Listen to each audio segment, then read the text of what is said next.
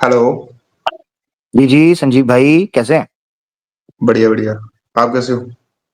एकदम बढ़िया first class झकास। सनातनी भाई हैं प्यारे भाई। जी जी, सनातनी। ठीक हो गया भाई। अगर आप कोई ओके। बात रखना चाहें, कोई इस्लाम के बारे में प्रश्न हो, आप रख सकते हैं अच्छे से, उसमें कोई दिक्कत नहीं।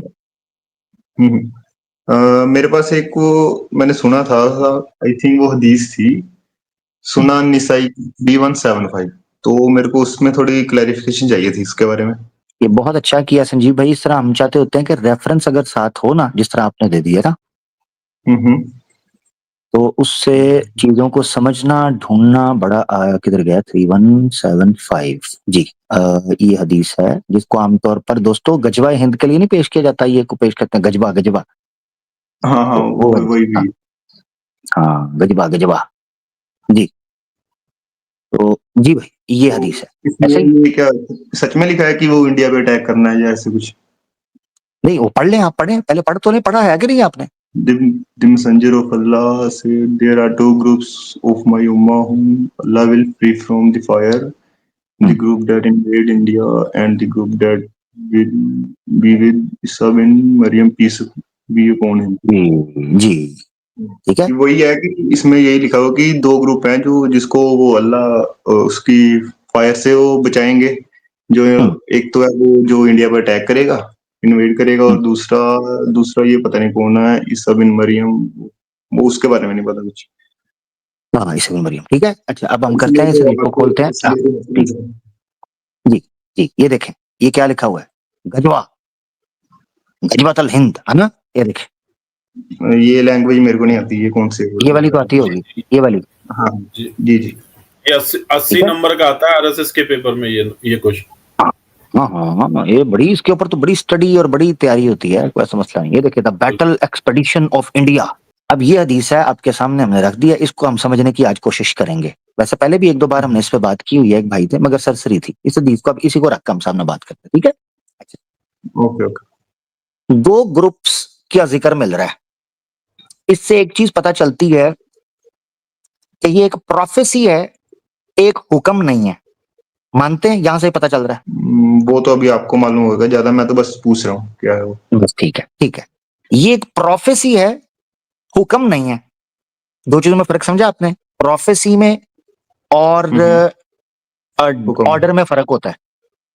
ठीक है। प्रोफेसी का मतलब होता है ऐसा भविष्य के अंदर होगा, ठीक है। ऐसा भविष्य के ठीक अंदर है। ऐसी स्थिति आ जाएगी कि ऐसा होगा, और हिंद को पता कर लिया जाएगा। हिंद को यानी हिंदुस्तान पर हुकूमत आ जाएगी, पावर हासिल कर लेंगे, एक ग्रुप उस पर अटैक करेगा, ऐसी स्थिति आ जाएगी और वो वहां पर लड़ेगा, ठीक है। इसको कहते हैं ठीक है। प्रोफेसी। देयर आर टू ग्रुप, इस तरह देख सकते हैं, देख ये इसाबतानी मिन उम्मती अहरजुहुमुल्लाहु मिनन नार, इसाबतुन तगजुल हिंद व इसाबतुन तकूनु मा ईसा इब्न मरियम अलैहिमुस्सलाम। अब कुछ लोग कह सकते हैं ये तुम कहां से कह रहे हो कि ये प्रोफेसी है, बल्कि इसमें तो कहा जा रहा है कि वो हिंद का गजवा करेगा वो ग्रुप। तो ये प्रोफेसी कहां से हुई? ये दूसरी इसकी वजह से, ये जो आप कह रहे थे ना, ये ईसा इब्न मरियम वाला, ये हम्म। ईसा इब्न मरियम, इससे पता चलता है ये प्रोफेसी है, ठीक है। प्रोफेसी का क्या मतलब है, कैसे पता चला? हिंद तो आज मौजूद है, ठीक है।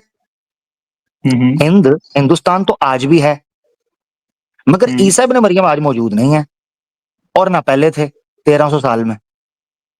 अगर इसका मतलब ये होता कि ये गजवे करने हैं, ऐसे ही कि हर समय के लोग ये गजवा या भारत को इन्वेड करते रहें, तो फिर ये मानना पड़ना था कि ईसा अलैहि सलाम भी हमेशा से हैं और हमेशा से उनके साथ लोग लड़ते रहेंगे उनके साथ मिलके, जबकि ऐसा नहीं है। इसका मतलब यह है कि ईसा इब्न मरियम चूंकि एक प्रोफेसी है जो कि फ्यूचर में क़ुर्ब क़यामत के अंदर आएगा, लिहाजा इस गजवे का ताल्लुक भी एक प्रोफेसी के साथ है। एक तो पॉइंट ये समझना है, आपने दो चीजों में अंतर करना है। नंबर वन, किसी चीज का ऑर्डर होना।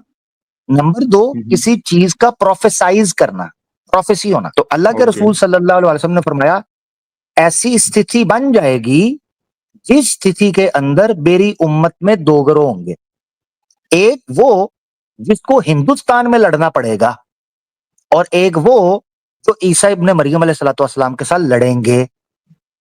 दोनों ग्रुप्स क्योंकि सत्य पर, न्याय पर और धर्म पर आधारित होंगे, इसी कारण उनके लिए बड़ी यहां पर शंसा की गई है। अब यहां सवाल एक उठता है, ऑर्डर नहीं है, प्रोफेसी है, तो क्या ये प्रोफेसी पूरी हो चुकी है या अभी होगी? मेरे साथ है संजीव भाई? सुन रहा हूँ। इस बारे में स्कॉलर्स की दो ओपिनियंस हैं। एक कहते हैं कि ये पूरी हो गई और ये टाइम था मोहम्मद बिन कासिम का। वो कहते हैं उस टाइम पर ये प्रोफेसी पूरी हो गई। ठीक है, अब मोहम्मद बिन कासिम क्यों आया, क्यों नहीं आया, इसके ऊपर हमने डिटेल में प्रोग्राम किया। उसमें बताया कि सरनदीप से क्या मामला, तो वो प्रोग्राम मेरा पड़ा हुआ है बाय द वे, अगर आप देख लेंगे आपको पता चल जाएगा मोहम्मद बिन कासिम के टाइम पर क्या हालात थे, क्या नहीं थे, एक ओपिनियन क्या कहता है, लोकल्स का ओपिनियन क्या है, सिंध का ओपिनियन क्या है, दूसरे से अभी उसमें नहीं जा रहे, बट ओपिनियन सिर्फ आपको मोटा सा या झटका सा ओपिनियन आपको दे रहा हूं। एक ओपिनियन ये है, वो कहता है कि ये हो गए। कुछ इसको जोड़ते हैं मोहम्मद बिन कासिम के साथ, कुछ इसको जोड़ते हैं मुगल सल्तनत जो है उसके साथ, और एक ओपिनियन है वो कहता है नहीं, अभी ये हुआ नहीं, ये फ्यूचर में होगा। और वो पता क्यों कहते हैं? वो कहते हैं देखो, ईसा इब्ने मरियम की जो प्रोफेसी है ना, ये कयामत के बहुत करीब की प्रोफेसी है, बहुत करीब की, अभी तो वो पूरी नहीं हुई। अगर गजवा हिंद पहले हो चुका होता तो ये प्रोफेसी भी फिर करीब होनी थी पूरी होने की। इसका मतलब है अगर ये प्रोफेसी पूरी नहीं हुई अभी तक, तो इसका मतलब है ये प्रोफेसी का भी कुछ हिस्सा अभी बाकी है। बट ये मगर ये ओपिनियन वीक है, ये जरूरी नहीं। मगर प्रोफेसी का होता क्या है, मैं आपको एक चीज बताता हूँ संजीव भाई, प्रोफेसी का क्या होता है, जैसे भविष्य पुराण के अंदर प्रोफेसीज दी गई हैं, भविष्यवाणियां एज इट इज पूरी होना जरूरी होती हैं या उसमें डिफरेंस भी हो सकता है? इसमें सनातन धर्म हो चाहे या इस्लाम हो, इसमें डिफरेंस ऑफ ओपिनियन पाया जाता है। कुछ लोग कहते हैं एज इट इज पूरी होती हैं, कुछ लोग कहते हैं नहीं, उस तरह पूरी नहीं होती, उसका डिफरेंस होता है। तो लिहाजा ये एक ऐसा विषय है संजीव भाई जिसको समझना है, गौर से सुनिएगा, जो लास्ट मेरा कंक्लूजन है, ये एक ऐसा विषय है जिस पर तमाम मुस्लिमों का यूनानिमसली एक ही ओपिनियन होना ये जरूरी नहीं है, सिंपल। लिहाजा आप मुझसे पूछेंगे आपको एक ओपिनियन मिलेगा, आप दूसरे मुसलमान से पूछेंगे उसको दूसरा, क्योंकि ये है ही प्रोफेसी है। तो प्रोफेसी क्रिस्टल क्लियर नहीं होती, उसका टाइम भी नहीं दिया होता, अब है ये कब, ये चीज हुआ क्या, इस्लामोफोबिया के कारण लोगों ने इस वाक्य को, मिसाल के तौर पर मैं आपको आसान लफ्जों में समझाता हूँ। अब देखो, मेरे ख्याल से इससे बेहतर और कोई उदाहरण नहीं होगा समझाने के लिए। ये सूरह तौबा चैप्टर 9 वर्स 5, और इसका हम निकाल लेते हैं हिंदी अनुवाद। ये आयत उतरी मुशरिकीन मक्का के लिए, जो मक्का में रहते थे। उनको एक कॉन्ट्रैक्ट दिया गया था, जिस कॉन्ट्रैक्ट को उन्होंने पूरा नहीं किया, और 4 महीने का समय उनको देकर कहा गया कि अब चूंकि तुमने कॉन्ट्रैक्ट तोड़ा है, अब जंग होगी, फसाद फैलेगा, फितना होगा, लिहाजा तुम निकलो। अब मैंने ये उदाहरण क्यों दिया था संजीव भाई, इसलिए ये आयत मुशरिकीन मक्का के एक कॉन्टेक्स्ट में उतरी है, मगर आप जगह जगह देखोगे इस्लामोफोबिया फैलने के या फैलाने की नियत से, उस इंटेंशन से इस आयत को सब जगह पर दिखाकर कहते हैं जैसे हुए अभी को मुसलमान आएगा, हुए मार देगा, हुए अभी। ओ भाई, आयत आई है उस टाइम के लिए, वो जो मुशरिकीन थे, ना कि इंडिया के हिंदुओं के लिए। ये आयत ही नहीं है, कॉमन सेंस। इसी तरह, ये मैंने उदाहरण क्यों दिया, इसी तरह जैसे इस आयत को आउट ऑफ कॉन्टेक्स्ट पेश कर कर मिसअंडरस्टैंडिंग हुई और प्रोपेगेंडा किया गया, वैसे ही सुनन निसाई की उस हदीस को ऐसे बताया गया जैसे एब्सोल्युटली इंडिया के आज के लोगों के लिए बात हो रही है कि ये अब आपने करना है, ऐसे दिखाते हैं कि अब आपने ये करना है। ये एक प्रोफेसी है। प्रोफेसी को कुछ लोग जो ओपिनियन देते हैं वो कहते हैं पहले हो चुका हुआ है, क्या नहीं हुआ, इतिहास में हुआ, अब हो गया वो। आज लोग कहते हैं नहीं, आज उसकी जरूरत ही नहीं है, इतनी सी बात। ठीक है, अब आप इस पर कुछ कहना चाहें जरूर कह सकते हैं। नहीं, इसकी कुरान की तो और भी 2-3 आयतें दिखा रहे हैं जो जिसमें ये यही की हेट फैलाई गई, ये बता रहे हैं। 2-3 और कौन सी? हाँ, और कौन सी है? आपके पीछे एक्स मुस्लिम्स लड़ पड़े हैं, वो गुस्सा कर रहे हैं शायद कि आप मेरे पास आए हैं। भाई एक वो 66 की 9 है, वो भी बड़ी सर्कुलेट हो रही है। ओके, मैं देखता हूँ, थैंक यू, आपने बताया 66 की 9। औज़ुबिल्लाहिमिनश्शैतानिर्रजीम। सूरह अत-तहरीम की आयत है दोस्तों, मदनी सूरत है ये, और इसकी आयत 66 नंबर और आयत है 9। या अय्युहन नबिय्यु जाहिदिल कुफ्फार वल मुनाफिकीन वगलुज़ अलैहिम वमअवाहुम जहन्नम व बिअसल मसीर। ए नबी, ए रसूल, काफिरों और मुनाफिकों से जिहाद करो और उन पर सख्ती करो और उनका ठिकाना जहन्नुम है और वो क्या बुरा ठिकाना है। हमने ये समझना है कि ये जो कहा गया है कुफ्फार और मुनाफिकीन, वैसे मुनाफिकीन को तो निकाल देते हैं, मुनाफिकीन एक और कैटेगरी होती है, क्योंकि आप इस कैटेगरी के हैं कुफ्फार, तो आपको लग रहा है कि शायद ये आपके बारे में कहा जा रहा है, ठीक है ना? तो इसको हम फोकस करते हैं। जाहिदिल कुफ्फार, कुफ्फार से जिहाद करना है, वगलुज अलैहिम, उन पर सख्ती करनी है, उनका ठिकाना जहन्नम है और वो बुरा है। यहां से लग रहा है कि यार शायद संजीव भाई की बात भी हो रही है, ऐसे ही ना संजीव भाई?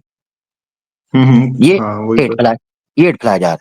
अब हमने देखना है कि ये जो करना है ना, ये किन के साथ करना है। जब इंडिया के अंदर इस आयत को पेश कर रहे हैं तो इंडिया के अंदर मुस्लिम और हिंदू एक कॉन्ट्रैक्ट के अंडर है, कॉन्स्टिट्यूशनल, ठीक है? अच्छा ठीक है हाँ हाँ, ठीक है ओके। तो उस कॉन्ट्रैक्ट के अंडर वो उस कॉन्ट्रैक्ट को तोड़ ही नहीं सकते, ठीक है ठीक है? जो जब रूल्स तक बने वो हुए हैं। कॉन्ट्रैक्ट, जरी बात है, जो रूल्स बने हैं, जो कॉन्स्टिट्यूशन है, ठीक है। कोई मुसलमान अगर उसको तोड़ेगा उसको सजा मिलेगी, अगर कोई हिंदू तोड़ेगा उसको सजा मिलेगी।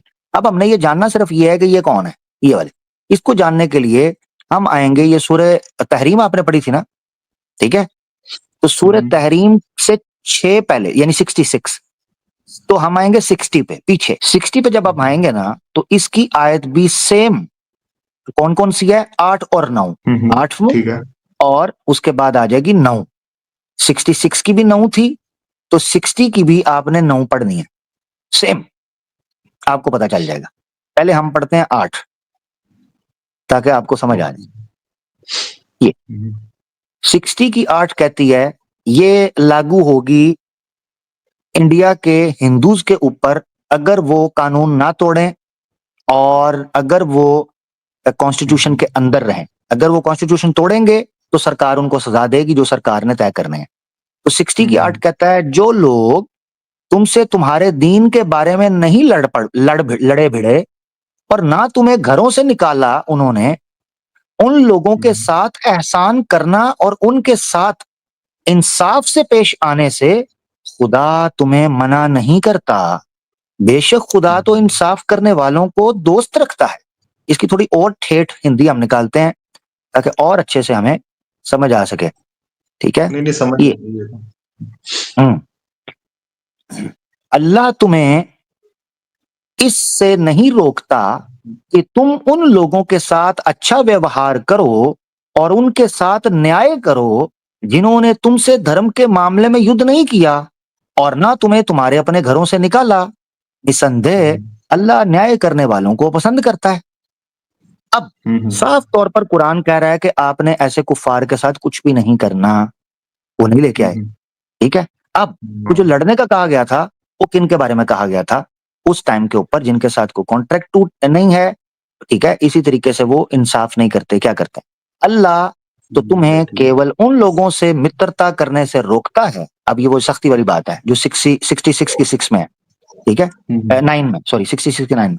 अल्लाह तुम्हें उन लोगों से केवल मित्रता करने से रोकता है जिन्होंने धर्म के मामले में तुमसे युद्ध किया और तुम्हें तुम्हारे अपने घरों से निकाला और तुम्हारे निकाले जाने के संबंध में सहायता की। जो लोग उनसे मित्रता करें वही जालिम हैं। अब ये कहा, ये बेस है। तो तमाम कुफ्फार या तमाम नॉन मुस्लिम्स के साथ लड़ने का कुरान में मैं चैलेंज करता हूं, मैंने कई बार चैलेंज किया हुआ है। जितने एक्स मुस्लिम्स है ना, जितने एक्स मुस्लिम्स, तमाम एक्स मुस्लिम्स से चैलेंज करता हूं, एक आयत कुरान में पेश करनी है जो किसी इनोसेंट के साथ जिहाद और किताल करने का हुक्म देती हो। इनोसेंट, इनोसेंट कौन होगा? मिसाल के तौर पर नंबर 1 जो नॉन कम्बैटेंट हो, जैसे कश्मीर के नॉर्मल मुसलमान है, यूपी का नॉर्मल मुसलमान है, उत्तराखंड का नॉर्मल मुसलमान है, जिसको थप्पड़ मारा जा रहा है, जिसको गोली मारी जा रही है, या कश्मीर में जो हुआ तेरे कारण हुआ, वो तो निर्दोष है, नॉन कम्बैटेंट है। कोई एक आयत दिखानी है जो किसी इनोसेंट, नंबर 1 नॉन कम्बैटेंट, नंबर 2 जो कॉन्ट्रैक्ट के अंदर आता हो, ठीक है, नंबर 3 किसी किस्म का संयोग या सहायता ना करे आपको काटने में, आपको मारने में, आपको जो है घरों से निकालने में, आपको नुकसान पहुंचाने में। कोई एक आयत मुझे पूरी 114 सूरतों के अंदर से एक आयत चाहिए जो इनोसेंट किलिंग को जस्टिफाई या इनोसेंट के साथ किताल फी सबीलिल्लाह करने का कहती हो। मैं आयतें पेश करूंगा तकरीबन 14 आयत कुरान से पेश करूंगा जो किताल फी सबीलिल्लाह के कॉन्टेक्स्ट में जब भी आएंगी आपको रीजन देंगी कि क्या हो रहा था और ये क्यों किया गया। 14 आयत, ठीक है। मिसाल के तौर पर अभी एक, ताकि आप ये ना कहो कि यार अपनी तरफ से छोड़ है, अभी अभी अभी के अभी ये घोड़ा और ये घोड़े का मैदान, ठीक है, अभी चलते हैं, ताकि आप ये ना कहो यार इसने मुझे चैलेंज तो कर दिया और ऐसे ही भगा दिया। अरे नहीं नहीं, चैलेंज नहीं, वो मेरे को भरोसा है आप में। थैंक यू, ये आपकी मोहब्बत है, आपका ट्रस्ट है। ये किधर गई, ये चैप्टर 22 वर्स 39। जी अनुमति दी गई उन लोगों को जिनके विरुद्ध युद्ध किया जा रहा है क्योंकि उन पर जुल्म किया गया, और निश्चय ही अल्लाह उनकी सहायता की पूरी सामर्थ्य रखता है। ये देखें, अनुमति दी गई, किन को दी गई?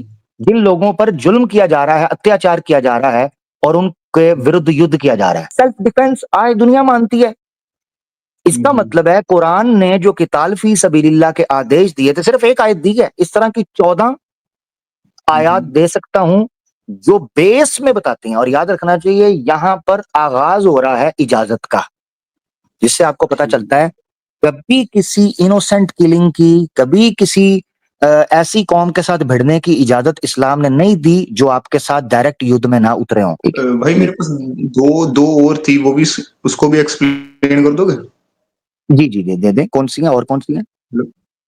एक थी 4 की 89। ये एक्चुअली एक मेरे पास पीडीएफ ही आया था इंस्टा से। हाँ कोई बात नहीं, कोई बात नहीं, अच्छा है। अच्छा इसको पढ़ लेते हैं। उज़ बिल्लाहि मिनश शैतानिर रजीम। वद्दू लौ तकफुरून कमा कफरू फतकूनून सवाअन फला तत्तखिदू मिनहुम औलियाआ हत्ता युहाजिरू फी सबीलिल्लाहि फइन तवल्लौ फखुदूहुम वक्तुलूहुम हैसु वजदतुमूहुम वला तत्तखिदू मिनहुम वलिय्यन वला नसीरा। ठीक है, थोड़ा जूम करो, थोड़ा जूम करो। Translation, sorry. इसमें जो आपको आपत्ति है मैं आपको बता देता हूँ। ये बेसिकली एक कौम के बारे में कहा जा रहा है, मुशरिकीन मक्का। मुशरिकीन मक्का के अंदर कुछ लोग रुक रहे थे जो समझते थे कि हमारी फैमिलीज वहां पर हैं, लिहाजा हमें वहां रुकना चाहिए, हम पीछे रुक जाते हैं। उनके बारे में ये कहा जा रहा है कि वो लोग हम पर हमला कर रहे हैं, अटैक कर रहे हैं, और तुम लोग वहां पर रुके हुए हो, बजाय इसके कि एक ऐसी जगह पर बैठे हुए हो। मिसाल के तौर पर कल को वो हम पर अटैक करते हैं, हम अगर जवाबी तौर पर उन पर अटैक करेंगे तो कोलैटरल डैमेज, तुम लोग बीच में जख्मी हो जाओगे, तो युद्ध कैसे लड़ेगा? इंटरनेशनली इसकी मिसाल समझते हैं। अभी इंडिया और पाकिस्तान के माबैन युद्ध छिड़ने की जो है बात चल रही है, ऐसे ही है। जी जी। तो इंडिया ने क्या किया? पाकिस्तानी जितने इंडिया के अंदर मौजूद हैं उनके वीजे कैंसिल करके वापस भेज दिया, राइट? जी जी। और पाकिस्तान ने क्या किया? जितने यहाँ पर डेलीगेशंस थे, जितने उनके लोग थे, उन्होंने कहा वोगा बॉर्डर खोल रहे हैं, आप चले जाओ। ऐसे ही हुआ ना? जी। क्यों किया? इसलिए किया कि जो साधारण नागरिक हैं, नॉर्मल लोग हैं, इंडिया के पाकिस्तान में आए हुए या पाकिस्तान के इंडिया में आए हुए, ये ना हो युद्ध छिड़े तो लोग उनको काटना शुरू कर दें, मारना शुरू कर दें। तो अपनी अपनी जगह पर जाओ। इंडिया ने भी किया, पाकिस्तान ने भी किया। दैट मीन्स इंटरनेशनल स्टैंडर्ड इस चीज को फॉलो करता है कि जब किसी कौम, किसी जगह के साथ आपका युद्ध छिड़ जाता है ना, तो वहां के ओरिजिनल लोगों को वापस आना चाहिए उन लोगों के साथ, ठीक है? ये तय पाया था। अच्छा, मैंने ट्रांसलेशन में पढ़ी थी ना, वो उसमें तो लिखा हुआ था कि ये काफिरों को अपना मित्र ना बनाओ क्योंकि वो अल्लाह को मानते नहीं है, तो ऐसे ऐसे करके। जबरदस्त जबरदस्त, बिल्कुल यहाँ पर ये लिखा हुआ है, मैं आपको बताता हूँ। ये फला तत्तखिदू मिनहुम औलिया हत्ता युहाजिरू फी सबिलिल्लाह, यहाँ कहा हुआ है। अच्छा, मगर ये कहा हुआ है मुसलमानों को कि आपने ऐसे लोगों को दोस्त नहीं बनाना जो लोग हिजरत नहीं कर रहे, राज निकल जाते हैं ना। जैसे मिसाल के तौर पर आपकी कॉन्फिडेंशियल इंफॉर्मेशन होती है, तो आप मिसाल के तौर पर आपने देखा होगा कि अभी रिसेंटली एक आर्मी ऑफिशियल को पकड़ा गया, इंडिया का इंडियन आर्मी ऑफिशियल था, वो खबर भेज रहा था पाकिस्तान को। इसी तरह कोई आप अगर ऐसे लोगों के साथ राब्ता करोगे जिनके साथ युद्ध के अंदर हो, तो कॉन्फिडेंशियल जो इंफॉर्मेशन है वो लीक हो सकती है, लिहाजा धोखा हो सकता है। अब आ जाता है यहाँ पर कि क्या ऐसे काफिरों के बारे में कहा गया है कि जो नॉर्मल काफिर हैं, तो वो मैंने आपको 60 की सूरा 60 वर्स 8 और 9 में बता दिया कि वो काफिर जो आपके साथ युद्ध में नहीं, वो काफिर जो आपके साथ अच्छे हैं, वो काफिर जो आपके साथ डायरेक्ट लड़ाई के अंदर नहीं उतर रहे हैं, वो आपके साथ सुलह सफाई के साथ चल रहे हैं, आप उनके साथ कोई लड़ाई झगड़ा करने की, बल्कि उनके साथ न्याय करना है, उनके साथ अच्छा व्यवहार रखना है, तो कुरान कहता है। ठीक है, ये बात है। तो ये आयत, अच्छा एक और आयत आपने कहा था इसके अलावा, वो कौन सी है? और अभी मेरे को ऐसा तो याद नहीं है, मेरे पास 2-3 थी, ये मैंने पूछ ली वो तो। अच्छा ये भी, ये देखे ना, अगली आयत भी पढ़ लेते। ये कहा जा रहा है कि तुमने उनको दोस्त नहीं पकड़ना, उनके साथ मित्रता नहीं करनी। अब आगे आ जाता है, ये देखिएगा, ये अगली आयत में ना ये बता देते, सिवाय उन लोगों के जो ऐसे लोगों से संबंध रखते हैं जिनसे तुम्हारा और उनके बीच कोई समझौता हो, या वो तुम्हारे पास इस देश में आए कि उनके दिल इससे तंग हो रहे हों कि वो तुमसे लड़ें या अपने लोगों से लड़ाई करें। यदि अल्लाह चाहता तो उन्हें तुम पर काबू दे देता, फिर तो वो तुमसे अवश्य लड़ते। तो यदि वो तुमसे अलग रहें और तुमसे ना लड़ें और संगी के लिए तुम्हारी और हाथ बढ़ाएं, तो उनके विरुद्ध अल्लाह ने तुम्हारे लिए कोई रास्ता नहीं रखा। वो बता रही है 2 किस्म के नॉन मुस्लिम्स होंगे। ठीक है। बताऊं, सही बताऊं आपको, मेजोरिटी मुस्लिम्स को इन आयात का इस बेस पर पता भी नहीं होगा जितना ये इस्लामोफोब्स फैला फैला कर उनको बता रहे हैं कि ये हमारे लिए आई हैं। वो खुद उनको बता रहे हैं, ये पता क्या, इसे कहते हैं आ बैल मुझे मार। जी। वो चुप करके अपना रोजी रोटी कमाई, चुप करके चले गए। ये जानबूझ के पंगा करते हैं, फड्डा करते हैं, फिर बाद में कहते हैं मदनी दौर आ गया। अच्छा खैर, अब फोकस करने का ये है कि उस वक्त के काफिरों के हवाले से जब ये बात कही गई थी, तो 2 तरह के काफिर आने थे, नॉन बिलीवर्स, नॉन मुस्लिम्स। एक वो जो युद्ध में आपके साथ लड़ते, एक वो जो आपके साथ नहीं लड़ रहे। जो आपके साथ लड़ रहे हैं, कोई भी कॉमन सेंस रखने वाला या प्रैक्टिकल आदमी कहेगा ऑब्वियसली अगर आप युद्ध में चलेगा आपको लड़ना पड़ेगा, उसमें तो सर्वाइवल है। और कोई भी प्रैक्टिकल आदमी कहेगा जिनके साथ आपका युद्ध नहीं है, आप उनको हाथ तक नहीं लगाओ, उनके साथ कुछ भी नहीं करना। यही बात की जा रही है शायद के अंदर। ठीक, मतलब वो आउट ऑफ कॉन्टेक्स्ट उठाया हुआ है बातें सभी। जी जी जी जी, आउट ऑफ कॉन्टेक्स्ट उठाया हुआ है आपके सामने। मैं तो कुरान खोल के आपको बता रहा हूँ, जहां से आपको लगे मैं गलत कह रहा हूँ, आप उसको पिन पॉइंट करके मुझे बताइएगा, मैं समझा दूंगा आपको। ठीक है ना? नहीं बताइए। हाँ अच्छा, तो इसी तरह सनातन धर्म, अगर सनातन धर्म के शास्त्र भी पढ़े जाएं, तो सनातन धर्म के शास्त्र पीठ दिखा के, मैं आपको बताऊं, सनातन धर्म के शास्त्रों में क्षत्रिय धर्म के मानने वाले के लिए सबसे बड़ा पाप यह है कि वो पीठ दिखा के युद्ध भूमि से भाग जाए। तो भगवत गीता के अंदर भी यही बताया गया है, इसी तरीके से अग्नि पुराण के अंदर यह बताया गया है, इसी तरीके से मनुस्मृति के अंदर यह बताया गया है। मनुस्मृति के अंदर जहां पर युद्ध के नियम, जो क्षत्रिय धर्म के नियम दिए गए हैं, वहां ये बोला गया है जब कभी राजा सेना को युद्ध पर बुलाए, एक बंदा भी पीछे ना रहे, एक बंदा भी। यह मनुस्मृति के अंदर लिखा है। वो जो बुला रहा है कि एक बंदा भी पीछे ना रहे, तो वो क्या प्यार मोहब्बत के लिए बुला रहा है? ऑब्वियसली खून बहाने के लिए, लड़ाई के लिए जाने जाएंगे। ये ऐसे पेश करते हैं जैसे कुरान की ये आयत मुसलमान को ये कह रही है कि जहां हिंदू देखो वहीं उसको लंबा डाल दो। ये कहां से निकलता है यार? वही पोस्ट में भी यही लिखा हुआ था कि ये जो अटैक हुआ है ये तो कुरान के बेस पे ही हुआ, ये कि नॉन मुस्लिमों को मारो। तभी देखो उन्होंने धर्म पूछ के मारा। आमिर भाई मैं आपको बताता हूँ इनकी ब्रेन वॉशिंग क्या है कि जहां जहां पे काफिर लिखा है ना, प्रवीण तोगड़ी ने वहां पे हिंदू लिख दिया है। कुरान की ट्रांसलेशन पढ़ना प्रवीण तोगड़िया की। इस वजह से इनकी ब्रेन वॉशिंग बेचारे बचपन से ही जो इस आइडियोलॉजी से जुड़े ना, आरएसएस से, आरएसएस ने बर्बाद करके छोड़ दिया। अभी एक इंटरव्यू पड़ा हुआ है विकास सर का, जो दृष्टि के है ना, तो उनका इंटरव्यू पढ़ना क्यों मैंने आरएसएस को छोड़ा। उन्होंने पूरा सिलेबस बताया कि किस तरीके से झूठा इतिहास पढ़ाया जाता है, किस तरीके से चीजों को मिस इंटरप्रिटेट करके बताया जाता है, किस तरीके से आउट ऑफ कॉन्टेक्स्ट चीजों को समझाया जाता है। तो आसान लफ्जों के अंदर यूं समझें कि मुसलमान अगर कुरान पर या हदीस पर इस चीज को इसी तरीके से समझता होता जैसे हमें हिंदुत्व के लोग या इस्लामोफोब्स पेश करते हैं, तो भैया मुसलमान को 5 वक्त नमाज पढ़ता देखते हैं, मुसलमान को दाढ़ी रखा देखते हैं, तो फिर ये हिंदू को जहां मिलता है वहां ये करते क्यों नहीं? अगर कुरान यही बताता है जैसे ये कहते हैं, इसका मतलब है वैसे नहीं है जैसे ये समझे हैं। फिर कहते हैं जी पावर, अच्छा कहते हैं पावर नहीं है इसलिए नहीं कर रहे। वो एक हिंदू था, वो कहता है इनके पास अभी पावर नहीं है, पावर होगी तो ये पता नहीं क्या कुछ कर देंगे। यार एक तरफ आप कहते हो कि मुगलों के पास पावर थी, उन्होंने ये कर दिया, वो कर दिया। तो इसका मतलब है हिंदुस्तान की सरजमीन पर मुसलमानों पर एक समय ऐसे गुजरा है जिस वक्त उनके पास पावर थी। ये गुजरा है, ठीक हो गया। तो आज 80 करोड़ हिंदू कहां से आ गया? दो ही चीजें हो सकती हैं, या तो Hindu the fastest breeding community है, सबसे ज्यादा बच्चे पैदा करने वाले सनातनी हैं, फिर या ये हो सकती है कि बड़ी संख्या में लोगों ने सनातन धर्म को छोड़ा ही नहीं। तो फिर मानना पड़ेगा तलवार के जोर और डर फैलाने और इन चीजों से नहीं हुआ। यानी कुछ ना कुछ इस थ्योरी का करना पड़ेगा। हिंदुत्व वाले कोई भी थ्योरी पेश करते हैं ना कि हिंदू खतरे के अंदर है, ऑनेस्टली स्पीकिंग ग्राउंड रियलिटी उसको रिजेक्ट कर देती है। करंट इंडिया खड़े नहीं होता इस थ्योरी के साथ। संजीव भाई अगली आयत आप कुछ पेश करना चाह रहे हैं? एक वो थी 9 की 5। वो तो मैंने रख दी, 9 की 5 तो मैंने रख दी खुद ही। फिर बस यही होंगी, फिर यही थी 2-3। हाँ यही बस ज्यादा वो चल रही होती है। हाँ मेरे ख्याल से एक ये 9 की 25 भी आजकल बड़ी चल रही है। मेरे ख्याल से 9 की 25 है या 424।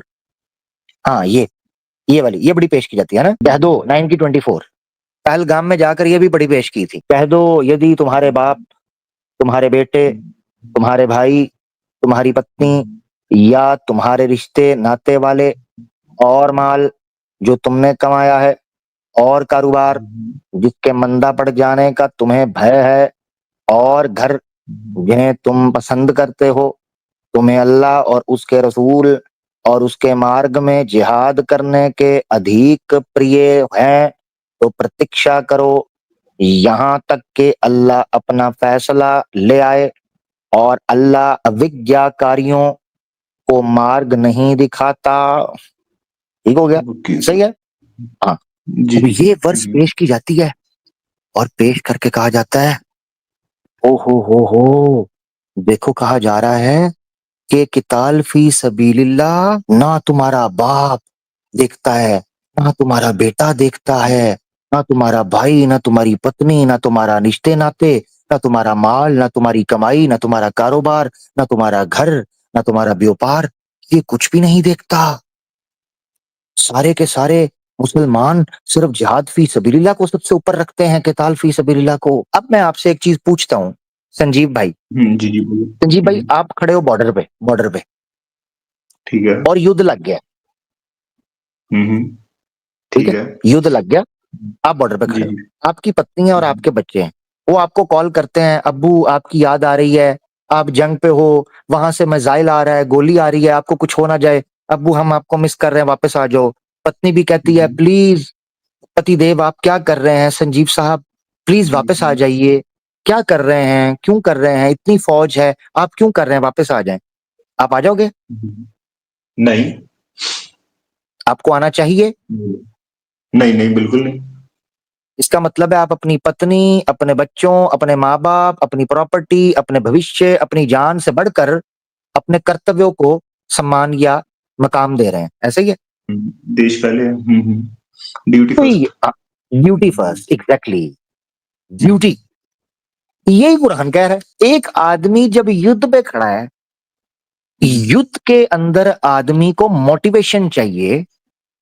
कैसे हो सकता है कि एक बॉर्डर पे फौजी खड़ा है, अगर इन एक्स मुस्लिमों का बस चले ये फौज का बेड़ा गर्क करवा दे, ये पीछे से कहे ओए क्या देश तुम्हें अपने माता पिता plum plum plum plum plum plum से बढ़कर है, अपने रिश्ता ना तो बढ़कर है, तुम्हारे बच्चे तो छोटे छोटे हैं, वापस आ जाओ, नहीं लड़ो।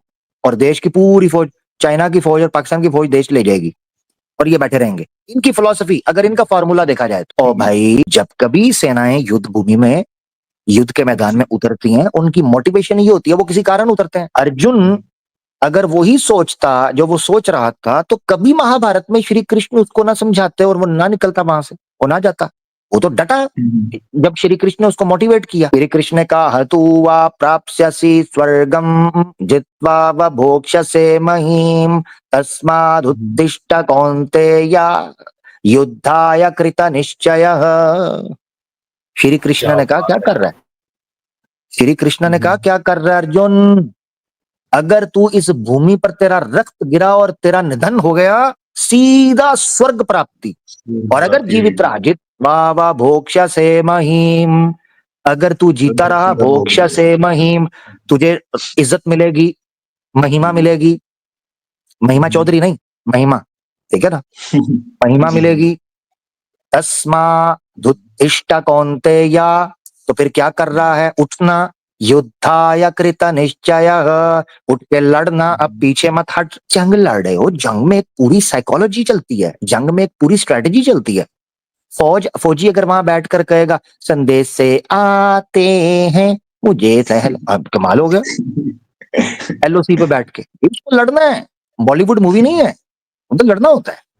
जी सी बात है प्यारे भाई, काश हमारे लोग समझते, उनको पता चलता। ये युद्ध की सूरत तौबा, युद्ध की आयत है, उसमें बताया जा रहा है कि तुम्हें दुनिया की कोई लालच, दुनिया का कोई चीज तुम्हें धोखे में ना डाले। तुम्हारे लिए सबसे ऊपर तुम्हारा कर्तव्य होना चाहिए, वो है तुम्हारे ईश्वर, तुम्हारे रसूल और सत्य और धर्म के काम को पूरा करना। सेम ही है वो, बात तो सेम होगी जैसे भगवत गीता में लिखा और सेम इसमें लिखा है। श्री कृष्ण भगवत गीता में स्टार्ट दूसरे अध्याय के अंदर अर्जुन को पता क्या बोलते हैं? पूरे कुरान के अंदर ऐसी कोई बात नहीं है जो भगवत गीता में लिखी है, और ये बात एक मेल को इतना हिट करती है जिसका अंदाजा नहीं। मैं समझता हूँ इससे बड़ी मोटिवेशन और कोई भी नहीं है। नपुंसक बोला होगा हाँ, कि क्या बोला? नपुंसक, नपुंसक देखो पकड़ ली शोभा नहीं देती। जी भाई, आप ज्ञानी हैं, आप तो मेरा पॉइंट ही पकड़ गए। बिल्कुल, नपुंसक की तरह मत बैठ और ये काम ना कर, उठ युद्ध लड़। ठीक है, क्योंकि ये तेरा कर्तव्य है युद्ध लड़ना। हाँ, कर्तव्य है। तो बस कर्तव्य जब होता है तो वो पिता से, खुद से, बच्चों से, बीवी से, रिश्तेदारों से, माल से, दौलत से, सबसे ऊपर होता है। यार कॉमन सेंस की बात है कि फौजी जब युद्ध के अंदर जा रहा होता है, उसको पता होता है हो सकता है मैं मर जाऊं, पता होता है लोग मरते हैं, उसको पता होता है मरता हूं। मतलब ये नॉर्मल मुसलमान के लिए नहीं है, जो जैसे कोई फौज लेवल के है उसके लिए ये। हाँ जी, जो फौज लेवल का है, जो उस कॉन्ट्रैक्ट से बाहर एक अलग दुनिया और एक अलग सिस्टम के अंदर रन हो रहा है। इंडिया के हालात इस वक्त वो नहीं है कि ये आयत उनके ऊपर आती हो, ये धक्के से तंग करते हैं। हाँ, वो बस यही थे दो तीन डाउट थे, वो क्लियर हो गया अपनी। थैंक यू संजीव भाई, बहुत अच्छा लगा और आपने बड़े अच्छे से सुना। I am really thankful. बहुत मजे की आपसे बात हुई, आप आते रहिए भाई। Thank you. ओके ओके, ठीक है, दोबारा जुड़ेंगे। थैंक